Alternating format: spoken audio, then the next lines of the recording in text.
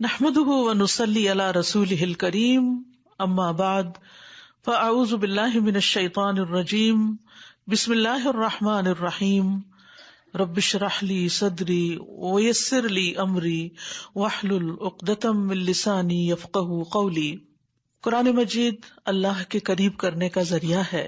خباب بن ارت نے کسی آدمی سے کہا، جتنی تمہاری استطاعت ہے اللہ کا قرب حاصل کرو اور خوب جان لو کہ تم ہرگز کسی بھی چیز کے ساتھ اس کا تقرب حاصل نہیں کر سکتے جو اس کو اس کے کلام سے بڑھ کر محبوب ہو۔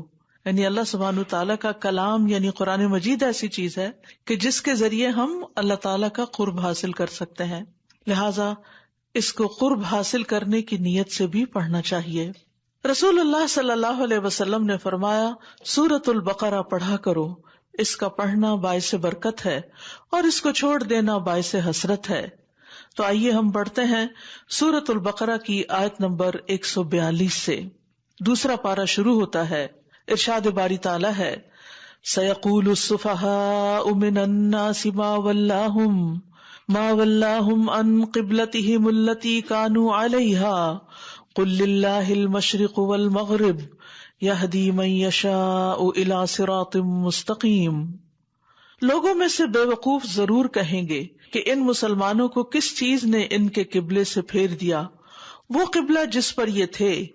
کہہ دیجئے مشرق اور مغرب اللہ ہی کے ہیں، وہ جس کو چاہتا ہے سیدھے رستے کی طرف ہدایت دیتا ہے۔ رسول اللہ صلی اللہ علیہ وسلم جب مکہ میں نماز پڑھتے تھے تو کعبہ اور بیت المقدس دونوں کو اپنے سامنے رکھتے تھے، یعنی اس جہت پر نماز پڑھتے تھے۔ پھر اس کے بعد ہجرت کر کے جب آپ مدینہ پہنچے تو تقریباً 16 یا 17 ماہ تک بیت المقدس ہی کی طرف منہ کر کے نماز پڑھتے رہے، کیونکہ وہ قبلہ بہت سے انبیاء کا قبلہ رہا تھا۔ پھر اللہ سبحانہ تعالیٰ کی طرف سے آپ کو بیت اللہ شریف کی طرف منہ کرنے کا حکم دیا گیا۔ اس پر یہود، منافقین اور مشرکین سبھی نے اعتراض شروع کر دیے کہ اگر وہ پہلا قبلہ درست تھا تو اسے بدلنے کی کیا ضرورت تھی، اور اگر یہ درست ہے تو اتنی دیر پھر اس طرف کیوں منہ کیے رکھا۔ تو اس کا جواب اللہ تعالیٰ نے دیا، یہ لوگ اپنی ناسمجھی بے وقوفی کی وجہ سے ایسی باتیں کر رہے ہیں۔ مشرق یا مغرب کی اپنی کوئی حیثیت نہیں کہ ان کی طرف منہ کرنا باعث ثواب ہے۔ مثلاً کوئی شخص یہ کہے کہ میں اس وقت مشرق کی طرف منہ کر کے کھڑا ہوں کیونکہ مشرق کی طرف منہ کرنا زیادہ ثواب کی بات ہے، تو اس بات کی کوئی حقیقت نہیں، کوئی حیثیت نہیں، کیونکہ ساری جہتیں تو اللہ ہی کی ہیں۔ اصل بات کسی بھی ڈائریکشن کو سامنے رکھنا اور کسی بھی چیز کی طرف منہ کرنا، اس کے پیچھے اللہ کا حکم ہوتا ہے جس کو ماننے کا اجر و ثواب ملتا ہے۔ اللہ کی فرما برداری ہوتی ہے، اللہ کی اطاعت ہوتی ہے جس سے انسان اجر پاتا ہے۔ مشرق و مغرب دونوں کا مالک اللہ ہی ہے، لہذا جب وہ جدھر ہمیں کہے کہ رخ کر لو اس کے مرضی کے مطابق رخ پھیر لینا، اس کا حکم ماننا، یہی دراصل صراط مستقیم کو فالو کرنا ہے۔ اور پھر جس کو اللہ چاہے اسی کو سیدھے رستے کی توفیق دیتا ہے، اور جو اس توفیق سے محروم ہے وہ بیکار باتیں کرتے رہیں گے۔ تو بات یہ ہے کہ جب اللہ سبحانہ تعالیٰ کا حکم آ گیا تو کہا یہ جاتا ہے کہ پہلی نماز جو آپ نے کعبے کی طرف پڑھی وہ عصر کی نماز تھی، اور آپ کے ہمراہ کچھ اور لوگوں نے بھی نماز پڑھی۔ پھر ان میں سے ایک شخص نکلا جس نے آپ کے ساتھ نماز پڑھی تھی، اور اس کا گزر کسی مسجد والوں کے پاس سے ہوا۔ وہ بیت المقدس کی طرف منہ کیے ہوئے نماز پڑھ رہے تھے، رکوع کی حالت میں تھے۔ اس نے کہا، میں اللہ کو گواہ بنا کے کہتا ہوں کہ میں نے رسول اللہ صلی اللہ علیہ وسلم کے ہمراہ مکہ کی طرف رخ کر کے یعنی کعبہ کی طرف رخ کر کے نماز پڑھی ہے۔ یہ سنتے ہی لوگ جس حالت میں تھے، رکوع میں تھے، تو رکوع کی حالت میں ہی بیت اللہ کی طرف پھر گئے، اور یہ بالکل اپوزٹ ڈائریکشن پہ تھا، یعنی شمال سے بالکل جنوب کی طرف انہوں نے رخ کر لیا۔ تو اس پر اللہ سبحانہ وتعالیٰ فرماتے ہیں کہ عنقریب بے وقوف یہ اعتراض کریں گے کہ ان کے قبلے سے انہیں کس نے پھیر دیا جس پر یہ تھے۔ تو کہہ دیجئے کہ مشرق و مغرب اللہ کا ہے، یہدی من یشاء الی صراط مستقیم، جس کو چاہتا ہے وہ توفیق دیتا ہے، جس کو چاہتا ہے وہ سیدھی راہ دکھا دیتا ہے۔ اور انسان کی خوش قسمتی اسی میں ہے کہ اسے اپنی اس زندگی میں سیدھی راہ نصیب ہو جائے اور پھر اس پر چلنے کی توفیق بھی۔ اور جیسا کہ ہم جانتے ہیں کہ سیدھا راستہ وہ راستہ ہے کہ جو اللہ کا بتایا ہوا راستہ ہے، ہماری خواہشات کا بتایا ہوا نہیں. اور راستے سے مراد یہاں طریقہ زندگی ہے. اور اس سے ایک یہ بات بھی پتہ چلتی ہے کہ کسی بھی چیز کے اندر تبدیلی جو ہوتی ہے وہ عام طور پر نفسوں پہ بڑی بھاری گزرتی ہے. کسی کام کا وقت بدل جائے، موسم بدل جائے، گھر موو کرنا پڑ جائے، نیبرہڈ چینج ہو جائے، عام طور پر بھی ہماری زندگیوں میں یعنی تبدیلی کو ایکسپٹ کرنا اتنا آسان نہیں ہوتا. لیکن خاص طور پر اگر دین کے معاملے میں ایک طریقے پر ہوں ہم، اور پھر اس کے بعد ہمیں کہا جائے کہ اب نے یہ نہیں یہ کرو. ساری زندگی مثلاً اگر ہم نے غلط رکوع کیا ہے اور اب ہمیں بتایا جائے کہ نہیں رکوع میں اپنے آپ نے پیٹھ بھی سیدھی رکھنی ہے، سر بھی اس کے برابر رکھنا ہے، تو وہ ہمارے لیے ایکسپٹ کرنا، اس نئے طریقے پہ آنا ایک مشکل کام ہوگا. لیکن جب انسان یہ سوچ لیتا ہے کہ یہ اللہ کا حکم ہے اور مجھے تو اللہ کو راضی کرنا ہے، تو پھر اسے دیر نہیں لگتی، وہ اسی طرف گھوم جاتا ہے، کیونکہ اس کے دل میں اصل میں اللہ کی رضا کی طلب ہوتی ہے جو اس اطاعت پر اس کو اکساتی ہے. پھر فرمایا وَكَذَلِكَ جَعَلْنَاكُمْ أُمَّةً وَسَطًا لِتَكُونُوا شُهَدَاءَ عَلَى النَّاسِ وَيَكُونَ الرَّسُولُ عَلَيْكُمْ شَهِيدًا وَمَا جَعَلْنَا الْقِبْلَةَ الَّتِي كُنْتَ عَلَيْهَا إِلَّا لِنَعْلَمَ مَن يَتَّبِعُ الرَّسُولَ مِمَّن يَنقَلِبُ عَلَى عَقِبَيْهِ وَإِن كَانَتْ لَكَبِيرَةً إِلَّا عَلَى الَّذِينَ هَدَى اللَّهُ وَمَا كَانَ اللَّهُ لِيُضِيعَ إِيمَانَكُمْ إِنَّ اللَّهَ بِالنَّاسِ لَرَءُوفٌ رَحِيمٌ. اور اسی طرح ہم نے تمہیں معتدل یعنی افضل امت بنا دیا تاکہ تم لوگوں پر گواہ ہو جاؤ اور رسول تم پر گواہ ہوں. اور پہلے جس قبلے یعنی بیت المقدس کی طرف آپ تھے اسے ہم نے اس لیے مقرر کیا تھا کہ ہم معلوم کریں کہ کون رسول کی پیروی کرتا ہے اور کون اپنی ایڑیوں کے بل پھر جاتا ہے. اور بے شک یہ قبلے کی تبدیلی بہت بھاری ہے سوائے ان لوگوں کے جنہیں اللہ نے ہدایت بخشی ہے، اور اللہ ایسا نہیں ہے کہ تمہارے ایمان کو ضائع کر دے. بے شک اللہ تو لوگوں پر بہت شفقت کرنے والا، نہایت رحم کرنے والا ہے. یہاں یہ بتایا جا رہا ہے کہ تم ایک درمیانی امت ہو، معتدل امت ہو. درمیانی سے مراد یہ ہے کہ بہترین امت، کیونکہ حدیث میں آتا ہے خیر الامور اوسطها، کہ سب سے بہترین کاموں میں سے وہ ہے جو درمیانہ ہو. میانہ روی بہترین راستہ ہوتا ہے، اعتدال کی راہ بہترین راہ ہوتی ہے. کسی بھی چیز میں حد سے بڑھ جانا اور پھر بالکل اس کو چھوڑ دینا، دونوں ایکسٹریمز پسندیدہ نہیں.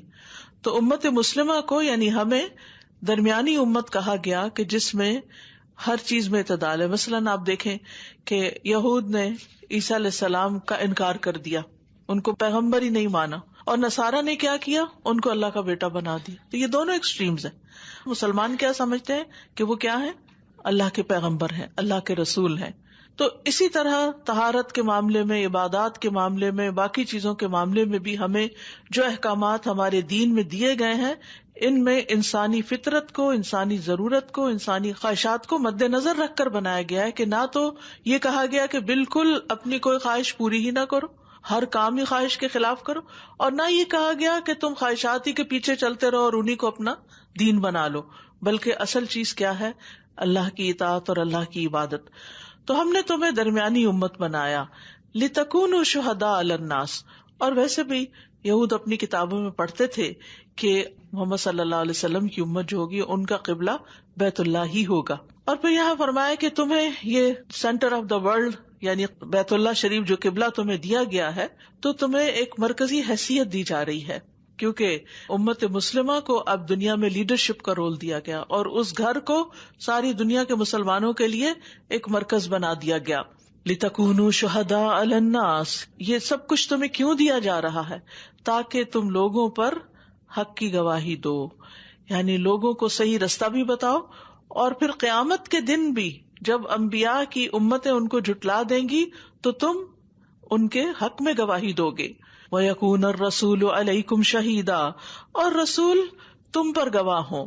وَمَا جَعَلْنَا الْقِبْلَةَ الَّتِي كُنْتَ عَلَيْهَا إِلَّا لِنَعْلَمَ مَن يَتَّبِعُ الرَّسُولَ. اور جس قبلے پر آپ تھے پہلے اور پھر اسے تبدیل کر دیا گیا، تو یہ تبدیلی اس لیے عمل میں آئی تاکہ ہم یہ دیکھ لیں کہ کون رسول کی پیروی کرتا ہے. یہ ایک ٹیسٹ تھا، یہ ایک ایکسرسائز تھی، یہ ایک امتحان تھا، یہ دیکھنے کے لیے کہ سچا دین دل میں کس کے اترا ہے، اصل مسلمان کون ہے، جو رسول کی پیروی کرے یا اس سے منہ موڑ جائے. الا لنعلم من يتبع الرسول ممن ينقلب على عقبيه، اس سے جو اپنی دونوں ایڑیوں پر پھر جائے. وان كانت لكبيرة الا على الذين هدى الله، اور بے شک یہ قبلے کی تبدیلی بہت بھاری ہے سوائے ان لوگوں کے جنہیں اللہ نے ہدایت بخشی ہے، یعنی جن کو اللہ نے توفیق دی. ہدایت دو طرح کی ہوتی ہے نا، ہدایت توفیق اور ہدایت ارشاد. تو جس کو اللہ نے توفیق دے دی، جس کو اللہ نے رہنمائی دے دی، جس کے لیے آسان کر دیا، ان کے لیے کچھ بھی مشکل نہیں. اللہ کا حکم ہے اس طرف رخ کر لو، ادھر کر لیا، پیچھے کو کر لو، پیچھے کو کر لیا، کیا کوئی فرق ہی نہیں پڑتا، کوئی اعتراض ہی نہیں، کوئی مشکل ہی نہیں. یعنی ہماری زندگی میں عبادت کی اصل روح کیا ہے؟ اللہ اور اس کے رسول کی بات ماننا، خشوع کے ساتھ، خضوع کے ساتھ، عاجزی کے ساتھ اور محبت کے ساتھ ان احکامات کو تسلیم کرنا. اور اللہ ایسا نہیں کہ تمہارے ایمان کو ضائع کر دے، کیونکہ لوگوں کے اندر یہ فکر پیدا ہوئی کہ اتنا عرصہ جو لوگ بیت المقدس کی طرف منہ کر کے نماز پڑھتے رہے اور پھر وہ قبلہ تبدیل ہونے سے پہلے ہی فوت ہو گئے، تو ان کی نمازوں کا کیا ہوگا؟ کیونکہ اب یہ ضروری تھا کہ قبلے ہی کی طرف منہ کر کے نماز پڑھی جائے تو نماز قبول ہوگی. تو بتایا گیا کہ اللہ تعالیٰ تمہارے ایمان یعنی تمہاری نمازوں کو ضائع کرنے والا نہیں. تو یہاں اس آیت میں ایمان نماز کے لیے لفظ استعمال ہوا ہے، جس سے یہ پتہ چلتا ہے کہ ایمان مکمل ہی نہیں ہوتا جب تک انسان نماز کی پابندی نہ کرے. نماز انسان کے ایمان کا اظہار ہے. بے شک اللہ تو بہت شفقت کرنے والا ہے لوگوں پر، نہایت رحم کرنے والا ہے. تو بہرحال اس سے یہ پتہ چلتا ہے کہ ہماری امت کو اللہ سبحانہ تعالیٰ نے ایک عزت بخشی ہے. ہمیں اب اس عزت کا پاس رکھنا چاہیے اور ہمیں وہ کام کرنے چاہیے کہ ہم لوگوں کی رہنمائی کا کام کریں، نہ کہ ان کے پیچھے چلنے لگے. وہ ہمارے طریقوں کو اپنائیں، نہ کہ ہم ان کے طریقوں کو اپنائیں. اور پھر آپ دیکھیے کہ قیامت کے دن بھی محمد صلی اللہ علیہ وسلم کی امت کی الگ ہی شان ہوگی، لیکن یہ اسی وقت ہوگی جب آپ واقعی اللہ کے رسول کی سچی پیروی کرنے والے ہوں گے. اگر دنیا میں آپ ان کے پیچھے ہیں، ان کی اطاعت کرتے ہیں، ان کا اتباع کرتے ہیں، تو ہی آپ قیامت کے دن ان کے ساتھ ہوں گے. اور پھر آپ دیکھیے کہ اللہ سبحانہ تعالیٰ دین کے معاملات میں انسان کو آزماتا بھی ہے، اس کا امتحان بھی لیتا ہے. تو یہاں دراصل صحابہ کا ایک طرح سے امتحان ہوا تھا کہ حکم سنتے ہی مانتے ہیں یا نہیں. اور آپ دیکھیں کہ ان کا ایمان کیسا تھا، سبحان اللہ، نماز کی حالت میں، اور نماز میں بھی کھڑے ہو کے اگر آپ کو رخ بدلنا پڑے تو ذرا مشکل ہی ہوتا ہے. یعنی اگر آپ کچن میں کوئی کام کر رہے ہوتے ہیں نا، تو ایک دم پیچھے سے کوئی آپ کو آواز دے تو پلٹنا، تو ٹائم لگتا ہے. جو عمر زیادہ ہوتی ہے اور زیادہ ٹائم لگتا ہے پیچھے پلٹ کے دیکھنے سے کہ کیا کون بلا رہا ہے، کیا کام ہے. اور کہا یہ کہ رکوع کی حالت میں انہوں نے یہ بھی انتظار نہیں کیا کہ اچھا ذرا کھڑے تو ہونے دو، نہیں، آ گیا حکم اسی وقت، دیر اینڈ دین. ہمارا کیا حال ہوتا ہے جب کوئی حکم ہم سنتے ہیں؟ دن میں 5 دفعہ تو اذان ہوتی ہے، حی علی الصلاۃ، حی علی الفلاح، مؤذن پکارتا رہتا ہے، لیکن کیا ہم ٹس سے مس ہوتے؟ کیا ہم کام چھوڑ کے چل پڑتے ہیں اس طرف؟ ہم کہتے ہیں اچھا یہ کر لیں، یہ کر لیں، پھر اس کے بعد، اور پھر اس طرح کرتے کرتے کہاں سے کہاں وقت چلا جاتا ہے. اس سے صحابہ کی فضیلت بھی پتہ چلتی ہے کہ وقالوا سمعنا واطعنا پر وہ کس قدر عامل تھے اور کتنے سچے تھے، کتنی سچائی کے ساتھ انہوں نے کہا کہ ہم نے سنا اور ہم نے مان لیا. ہمارے لیے کچھ مشکل، اصل ماننے میں نا رکاوٹ اندر ہوتی ہے. جب اندر ایمان ہوتا ہے، اندر دل نرم ہوتا ہے، تو پھر اطاعت کچھ مشکل کام نہیں. اندر اگر محبت ہو، کیونکہ محبت انسان کے لیے بڑے بڑے مشکل ترین کاموں کو آسان کر دیتی ہے. اور پھر اسی طرح کہتے ہیں کہ جہاں جہاں جس کو بھی حکم ملتا گیا انہوں نے اسی طرح قبلہ تبدیل کر لیا. اور پھر اس آیت سے نبی صلی اللہ علیہ وسلم کی اتباع کی اہمیت کا بھی پتہ چلتا ہے. قرآن مجید میں ایک اور جگہ اللہ سبحانہ تعالیٰ فرماتے ہیں قل ان کنتم تحبون اللہ فاتبعونی یحببکم اللہ ویغفر لکم ذنوبکم. کہہ دیجیے اگر تم اللہ سے محبت رکھتے ہو. ہم میں سے ہر ایک یہ دعویٰ کرتا ہے کہ ہمیں اللہ سے بڑی محبت ہے، اور صرف ہم ہی نہیں، بہت سی امتیں اور بھی کرتی ہیں. دنیا میں جو بھی اللہ کو مانتے ہیں وہ یہ دعویٰ کرتے ہیں کہ ہم اللہ سے محبت کرتے ہیں. لیکن اللہ سبحانہ تعالیٰ نے اس محبت کا ایک ٹیسٹ رکھ دیا ہے. ہر محبت کا ایک امتحان ہوتا ہے. تو اللہ سے محبت کا امتحان کیا ہے کہ تم رسول صلی اللہ علیہ وسلم کی پیروی کرنے، ان کو فالو کرنے میں کتنے سچے ہو اور کتنی پیروی کرتے ہو. اور یہ ہم سب کا ایک امتحان ہے. جتنی ہماری نبی صلی اللہ علیہ وسلم کے طریقوں کی پیروی ہے، اسی درجے کی ہماری محبت اللہ کے ساتھ ہے.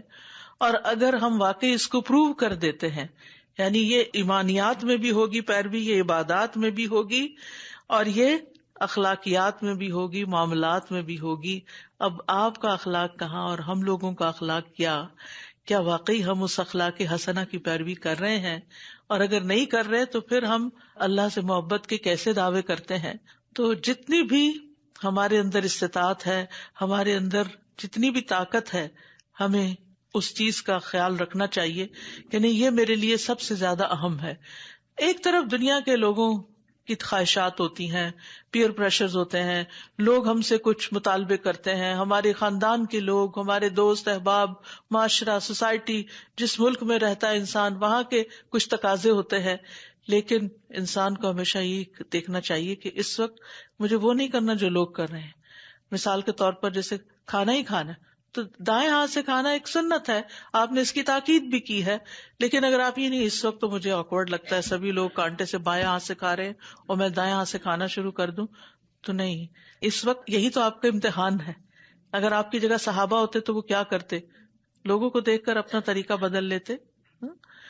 ایک صحابی تھے، وہ کسی بادشاہ کے دربار میں گئے تو کچھ کھا رہے تھے، ان کے ہاتھ سے کچھ گرا تو انہوں نے اٹھا کے صاف کر کے اس کو کھا لیا. تو کسی نے ان کو کہا کہ وہاں تم نے یہ حرکت کی. تو انہوں نے کہا کہ کیا میں ایک انسان کی خاطر، ایک دنیا کے بادشاہ کی خاطر اللہ کے رسول صلی اللہ علیہ وسلم کی سنت کو ترک کر دوں؟ کیونکہ حکم یہی ہے نا کہ اگر کھاتے ہوئے کچھ گر جائے اس کو صاف کرو اور کھا لو. یعنی انسان کے اندر ایک عاجزی ہونی چاہیے، اللہ کے رزق کو ضائع نہیں کرنا چاہیے. تو کیا میں انسانوں کی خاطر اپنے نبی کی سنت کو چھوڑ دوں؟ تو بہت دفعہ ایسا ہوتا ہے نا، ہمیں پتا ہوتا ہے یہ دین کا حکم ہے، لیکن کہتے ہیں لوگ کیا کہیں گے. تو یہ لوگوں کا ڈر نکلنا چاہیے، کیونکہ لوگ نہیں بڑے، اللہ کے رسول بڑے ہیں، ان کا مقام زیادہ بڑا ہے. لوگ نہیں بڑے، اللہ سبحانہ تعالیٰ سب سے بڑا ہے، جس کی بڑائی کا ہم ہر وقت اقرار کرتے ہیں، اللہ اکبر اللہ اکبر، نمازوں میں اور اس کے علاوہ بھی.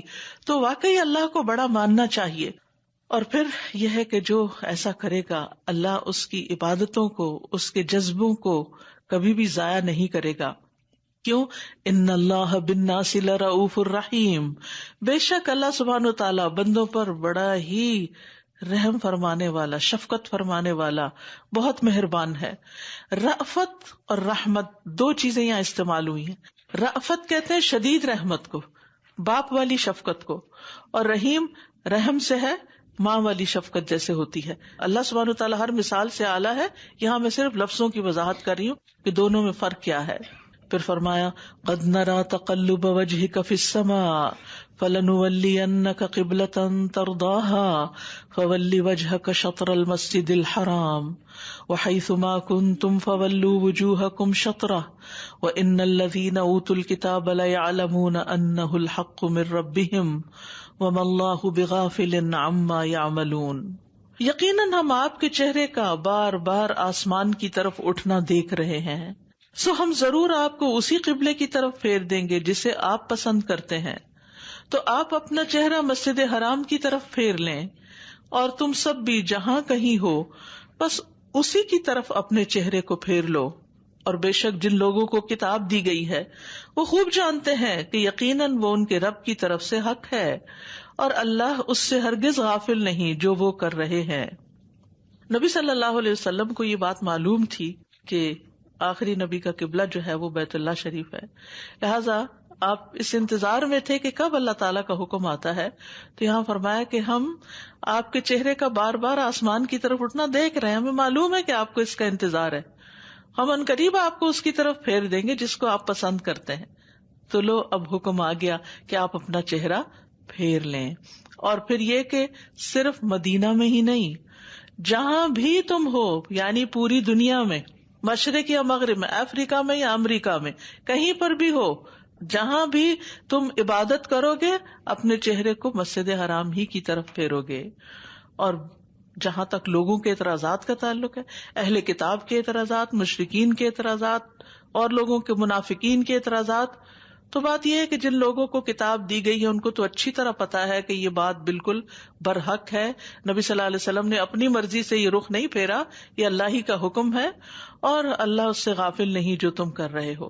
تو بہرحال یہاں پر قبلہ رخ ہونے کا حکم دے دیا گیا. امام ابن قیم کہتے ہیں بندے کو حکم دیا گیا ہے کہ وہ منہ موڑنے اور اعراض کرنے کی جن حالتوں میں تھا ان سے نکل کر اللہ کے محترم گھر کی طرف اپنے چہرے کے ساتھ رخ کرے. تو یہ دراصل سمبولک ہے ایک طرح سے، یعنی اس سے سبق کیا ملتا ہے کہ انسان عام زندگی میں کسی بھی سچویشن، کسی بھی کنڈیشن میں ہے تو جو ہی اللہ کا حکم یاد ہے تو فوراً اپنا رخ اللہ کی طرف کر لے، اللہ کی بات مان لے، اور اس کے ساتھ ساتھ اپنے دل کو بھی اللہ کی طرف متوجہ کرے. یعنی صرف اللہ کے گھر کی طرف جسم کے ساتھ ہی متوجہ نہ ہو بلکہ دل کے ساتھ ہو. پھر اس کے سامنے ایسا کھڑا ہو جیسے کوئی ذلیل ہے، عاجزی کرنے والا ہے، مسکین ہے، اپنے آقا سے شفقت کا طلبگار ہے، اور اپنے آپ کو اس کے حوالے کرتے ہوئے، سپرد کرتے ہوئے، سر کو جھکاتے ہوئے، دل میں رقت طاری کرتے ہوئے، نظر کو جھکاتے ہوئے اپنے ہاتھوں کو ڈال دے. اس سے اس کا دل ادھر ادھر نہ دیکھے اور نہ ہی اس کی نگاہیں دائیں بائیں دیکھیں، یعنی جب نماز میں کھڑا ہو، بلکہ وہ اپنے مکمل دل کے ساتھ اسی کی طرف متوجہ ہو، اپنے مکمل جسم و جان کے ساتھ اسی کی طرف رخ کرے. تو یاد رکھیے کہ قبلے کی طرف رخ کرنا نماز کی شرائط میں سے ہے. نماز کی قبولیت کے لیے ضروری ہے کہ قبلے کو فالو کیا جائے، چاہے فرض نماز ہو چاہے نفل نماز ہو. اگر بالکل ایگزیکٹلی قبلے کی طرف رخ نہ بھی ہو، تھوڑا سا ادھر تھوڑا سا ادھر بھی ہو، تو اس ڈائریکشن کو فالو کرنا ضروری ہے. اس جہت کی طرف منہ کر لینا بھی کافی ہے. اور اسی لیے نماز کے اندر اپنے چہرے کو دائیں یا بائیں نہیں موڑا جا سکتا. بعض لوگوں کو میں نے دیکھا ہے کہ وہ جیسے کرسی پہ بیٹھ کے نماز پڑھتے ہیں، کچھ کھڑے ہو کے کچھ بیٹھ کے، جب بیٹھنے لگتے ہیں تو یوں کرسی دیکھ رہے ہوتے ہیں. ایسے نہیں کر سکتے. زیادہ سے زیادہ آپ کیا کر سکتے ہیں، اگر آپ کو کچھ شک ہے کہ کرسی پیچھے کھسک گئی ہے یا کچھ بھی، ہاتھ سے ٹو لیں، لیکن رخ نہیں بدلنا کسی بھی صورت میں. یہ ایک بہت بڑی غلطی ہوگی کہ اگر نماز میں آپ رائٹ یا لیفٹ تھوڑا سا بھی گردن کو ادھر ادھر کریں، اس کو التفات کہتے ہیں. حتیٰ کہ نگاہوں کو بھی ادھر ادھر نہیں کرنا چاہیے، پورا چہرہ تو اپنی جگہ. اور خصوصاً فرض نماز جو ہے وہ ہوتی نہیں جب تک قبلے کی طرف رخ نہ کیا جائے، الا یہ کہ کوئی طریقہ ہی نہیں معلوم کرنے. کبھی ایسی سچویشن ہو جاتی ہے کہ انسان کہیں ایسی جگہ ٹریپ ہو جاتا ہے کہ اس کے پاس کوئی بھی چیز نہیں ہے کہ اب کدھر منہ کرے، تو پھر وہ اور بات ہے. لیکن عام حالات میں، نارمل روٹین میں فرض نماز کے لیے قبلہ رخ ہونا لازم ہے. جابر بن عبداللہ کہتے ہیں کہ رسول اللہ صلی اللہ علیہ وسلم اپنی سواری پر نماز پڑھ لیتے تھے، یعنی نفل نماز، وہ جس طرف بھی لے جا رہی ہوتی. لیکن جب آپ فرض نماز پڑھنے کا ارادہ فرماتے تو سواری سے اترتے اور قبلہ رخ ہوتے. اب آپ سوچ رہے ہوں گے کہ بعض جگہ پر کھڑی کرنے کی جگہ نہیں ہوتی گاڑی، جیسے آپ ہائی وے پہ ہیں یا کچھ اور اس طرح کی سچویشن ہے، تو اس صورت میں اگر سفر میں ہیں آپ تو ظہر اور عصر کو جمع کر سکتے ہیں، چاہے ظہر کے ٹائم پہ کریں یا عصر کے ٹائم پہ. اسی طرح مغرب اور عشاء کو جمع کر سکتے ہیں. مثلا آپ سفر میں تو یہ نہیں گاڑی میں ہی بیٹھے بیٹھے فرض وغیرہ سب کچھ پڑھ کے تو گھر جا کے آرام کریں، نہیں، آپ گھر جا کے اپنی وہ 2 نمازیں اکٹھی کر لیں. لیکن قبلہ رخ ہونا ضروری ہوگا اور قیام بھی ضروری ہوتا ہے، کھڑے ہو کے نماز پڑھنا، ٹھیک ہے. لیکن نوافل کے لیے رخصت ہے کہ اگر ڈائریکشن بدل گئی ہے کوئی بات نہیں. اسی طرح نوافل میں اگر آپ کھڑے نہیں بھی ہو سکتے تو بیٹھ کے بھی پڑھ سکتے ہیں. اور اہل کتاب کو تو یہ بات معلوم ہے کہ یہ بالکل حق ہے، لیکن ان کا نسلی غرور اور حسد قبول حق کی راہ میں رکاوٹ بن چکا ہے.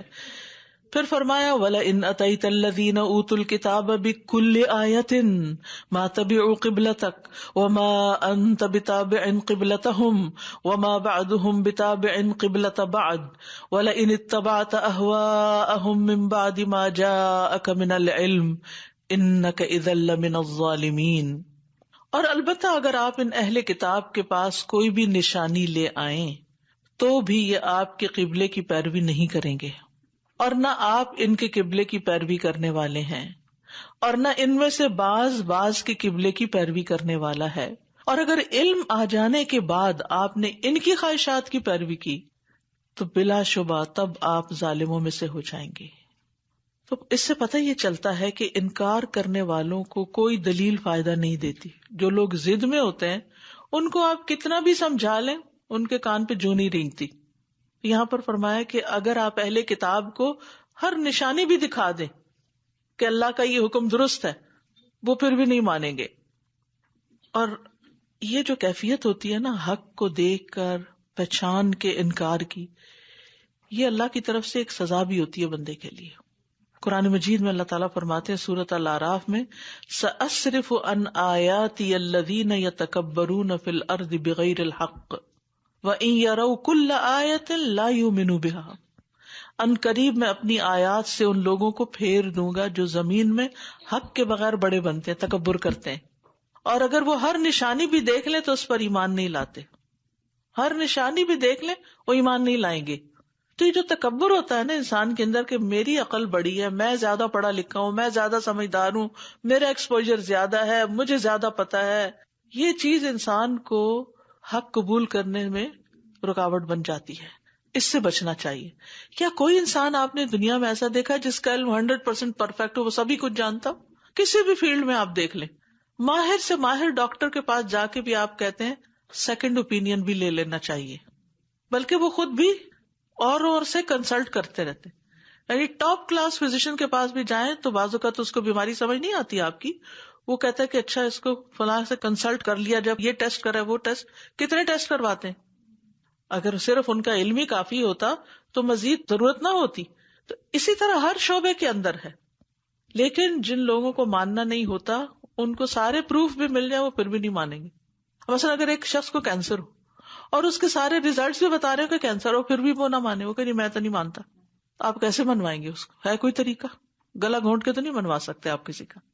تو یہی حال یہاں پر ہے کہ ان کو دلائل کام نہیں آتے۔ اور پھر اللہ سبحانہ تعالیٰ فرماتے ہیں کہ ان کو چھوڑیں، یہ تو آپس میں بھی ایک دوسرے کی پیروی کرنے والے نہیں ہے، ایک دوسرے کے قبلوں کو فالو نہیں کرتے۔ یہود کا قبلہ صخرہ بیت المقدس تھا اور عیسائیوں کا بیت المقدس کا شرقی جانب جہاں حضرت مریم تھی، اور وہ دونوں بھی اپنا اپنا الگ قبلہ رکھتے تھے، وہ اس پر بھی متفق نہیں تھے، تو آپ کے ساتھ کیا متفق ہوں گے؟ تو اس لیے ان کو چھوڑیے اور ان کی خواہشات کی پیروی نہ کیجیے۔ خواہشات ہوتی ہیں اکول ٹو دلائل، آپ کے پاس دلائل ہیں، آپ کے پاس اللہ کا حکم ہے اور یہ صرف اپنی خواہشات کی پیروی کر رہے ہیں۔ تو یاد رکھیے زندگی میں جب کبھی آپ کو کسی کو بھی فالو کرنا ہو تو ضرور سوچئے کہ میں کسی کی ومز اور وشز کو فالو کر رہا ہوں یا پھر اس کے ڈیزائرز کے پیچھے ہوں یا اپنے ڈیزائرز کے پیچھے ہوں یا پھر علم اور دلیل کو فالو کر رہا ہوں، کس چیز کے ساتھ میں زندگی بسر کر رہا ہوں۔ تو صرف ایک دین اسلام ہی ایسا دین ہے جس میں کوئی تبدیلی نہیں ہوئی، اور اس میں جو بھی حکم آپ کو کسی بھی کام کے کرنے کا دیا جاتا ہے اس کے پیچھے گہری حکمتیں اور اس کے ساتھ ساتھ سچائی بھی موجود ہے کہ وہ واقعی اللہ کی طرف سے آیا ہے۔ اور پھر یہاں عمومی طور پر بھی علم والوں کو خواہشات کی پیروی سے منع کیا گیا ہے کہ جب ایک حق بات پتہ چل جائے تو اسی کو اختیار کیا جائے، ورنہ خواہشات میں پڑنے سے دین کا نقصان ہو جاتا ہے۔ رسول اللہ صلی اللہ علیہ وسلم نے ایک دن فرمایا، تمہاری اس وقت کیا کیفیت ہوگی جبکہ دین خلط ملط ہو جائے گا، یعنی دین میں اپنی پسند کی باتیں شامل کر لی جائیں گی، خواہشات کا غلبہ ہوگا، بھائی بھائی میں اختلاف ہوگا، اور بیت العتیق یعنی خانہ کعبہ کو آگ لگا دی جائے گی، یعنی اس قدر فتنے حد سے بڑھ جائیں گے۔ نبی صلی اللہ علیہ وسلم نے فرمایا، مجھے تمہارے متعلق سب سے زیادہ اندیشہ ان خواہشات کا ہے جن کا تعلق پیٹ اور شرمگاہ سے ہے، کہ یہ دو خواہشات میں تم حلال حرام کی پرواہ نہیں کرو گے، اور اپنی مرضی پر چلنے کی گمراہی کا بھی اندیشہ ہے۔ تو اس دنیا میں اصل امتحان ہمارا کیا ہے کہ ہم اپنی مرضی پہ چلتے ہیں یا رب کی مرضی پہ چلتے ہیں۔ اپنی مرضی پہ چل کے اپنے آپ کو راضی کر لیتے ہیں، خوش ہو جاتے ہیں، رب تو خوش نہیں ہوتا۔ رب کو راضی کرنے کے لیے رب کی رضا کے کام اختیار کرنا ضروری ہے۔ اور پھر یہاں کہا گیا کہ آپ ظالموں میں سے ہوں گے، نعوذ باللہ۔ نبی صلی اللہ علیہ وسلم خواہشات کی پیروی نہ کرتے تھے نہ کرنے والے تھے۔ آپ کو خطاب کر کے امت کو سمجھایا جا رہا ہے کہ جو بھی اپنی خواہشات کی پیروی کرے گا وہ دراصل اپنے آپ پہ ظلم کرے گا۔